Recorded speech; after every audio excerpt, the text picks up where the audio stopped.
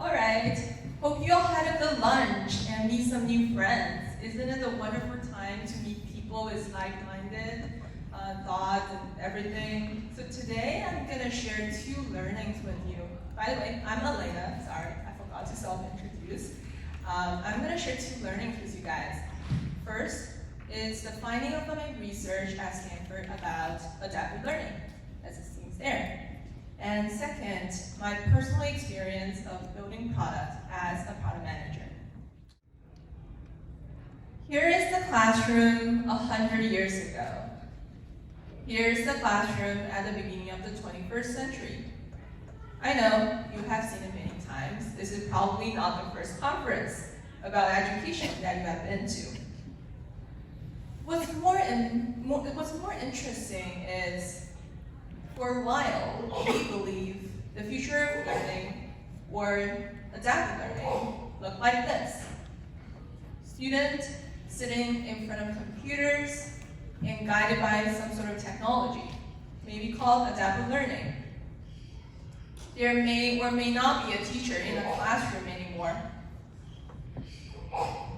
Like shown in the video, we have done a lot of good works in using technology to help our learners master knowledge and skills so that they can learn better and faster. However, we still have a long way to go, I have to say. Today, I'm going to tell you the story about Emily and her experience with adaptive learning. Emily is a 3rd grade public school teacher. She has 25 students in her class. It's a very typical class size for a public school in the US. Every day, Emily is very exhausted because it's just really hard to tailor to the learning needs of every single student. She tries to optimize for the average student in her class, but ended up optimizing for nobody. Outperforming students feel bored, and underperforming ones always want her to slow down. As more and more of Emily's friends start to talk about the potential of adaptive learning, she wondered, can she bring an adaptive learning product into her class? It didn't take her very long to realize there is no good definition about adaptive learning. All these products call themselves adaptive learning, but they look drastically different. So what brings all of them together? Let's see. Here, I explain adaptive learning as a type of learning system that dynamically determines the content based on an individual student's capabilities. With the automated technology, it has the potential of accelerating a learner's performance. These products all repeat the same adaptive learning cycles. The cycle started with collecting learning data, whether it's psychological, physiological, or behavioral data, and all these data will be fed into something called adaptive model, which output a prediction. And here we call it prescription, like doctors prescribing medicine to a patient. Adaptive learning product prescribes certain content. It could be a video, it could be a problem, or a hint, or an entire course to learners. And more data will be collected as the learners interact with the newly prescribed content. And then the cycles continues. So after Emily understands the commonalities among all these products, she's obviously curious what differentiates one from the other. And she decided to look into 2 aspects. First, the type of prescriptions, and second, the type of adaptive models. Let's first talk about prescriptions. The big problem adaptive learning products are trying to solve is to determine what is the right content to give to the student at what time, whether it's instructional or just for assessments. Emily also wanted to use adaptive learning products to determine what is the right level and amount of assessment for her students. Not too hard or too easy, and not too few or too many. And when her students get stuck, like this little cute dog, she wants a adaptive learning product to give a hint or an instructional video to help her students unstuck, just like a human tutor. Here's a nice framework to help you understand the different type of prescriptions out there. On the left-hand side, those are all related to instructions. They're like the adaptive learning product could determine what is the next concept, the next unit, or the next course. And on the right-hand side, those are all related to assessment. And sometimes we call them adaptive assessment product. And the classic example is GMAT, which dynamically determines every single question based on the previous questions a student answered and how it's compared to the population. The second dimension is adaptive models, and there are 3 major adaptive models out there in the market: rule-based learning system, statistical models, and machine learnings. Let's look at them one by one. There are very famous adaptive learning products such as Duolingo's that simply use rule-based learning systems. In this case, learning paths are predetermined. Just visualize a decision tree. And the students would answer a question or watch a video, and at each single decision note, the system would determine what is the next right content for the students. It's all programmed, it's not updated dynamically. The more sophisticated versions use something called statistics. And some very common example theories such as time-response theories, Bayesian knowledge tracings, will take more data points into account in real time and then prescribe the content based on this individual student's all past performance and students of similar types. And lastly,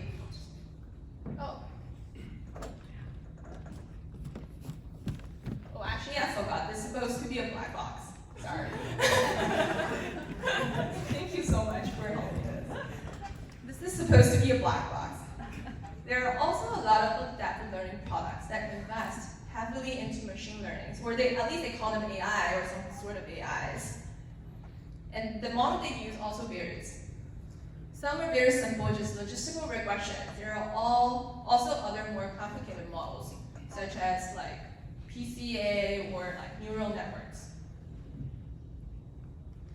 So Emily has done a lot of research so far, and she decided to pick one. And her schools are very supportive, so she got sponsorship from the superintendent. So she's super excited because she believes she will save a lot of time, and also the learning outcome will be improved. And at the same time, the students are also surprisingly excited as well. Emily thought that, they are so excited about their learnings, but obviously kids only cares about playing with their iPad. But anyway, as long as everybody is super excited, we're good. We're ready to go. However, 3 incidents happens next, which makes Emily less optimistic about her decision. Let's see what happened. Bob is a student in Emily's class. And after a few days, Bob started to feel upset about this product.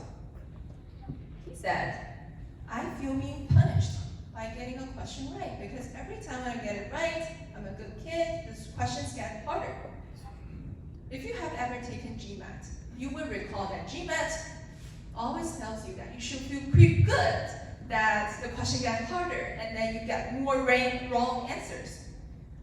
It's very counterintuitive for adults, not to mention for a 8-year-old.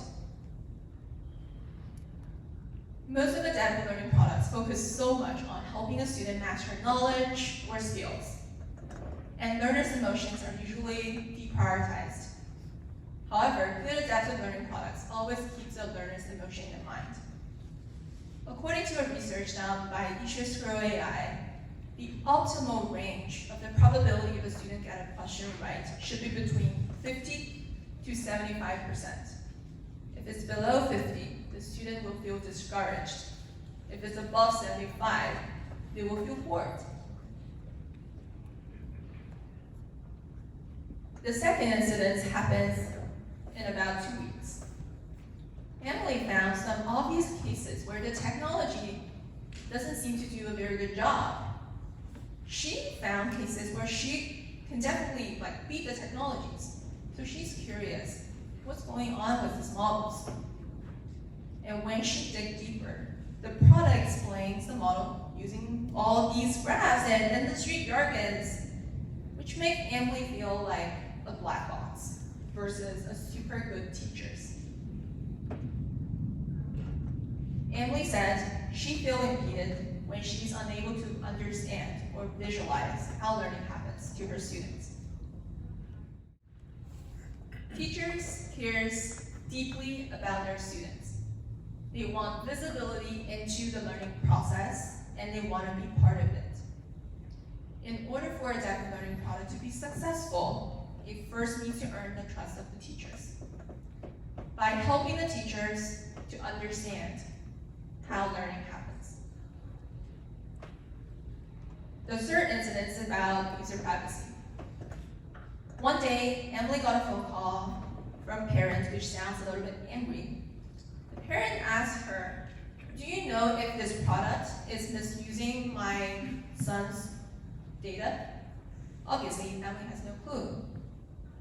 But as she started her research, she did find some concerning news. There was one FBI announcement which says the widespread collection of sensitive information by ad tech companies are presenting a unique exploitation opportunities for criminals. There was another report by the National Education Policy Center which says, even though all the ad tech companies are under quite a few privacy-related regulations, but they're rarely, if ever, held to account. And we understand, even though the company are not misusing the information, there's still risk of their system being hacked, and the parent would be very, very upset if that happens. Data privacy concerns are overwhelming and taxing to teachers who are early adopters, because all these companies are usually early startups, and also to educational institutions because they're taking a lot of risk. Users are vulnerable. We as product managers are responsible to communicate to our users how their data are collected, stored, and used.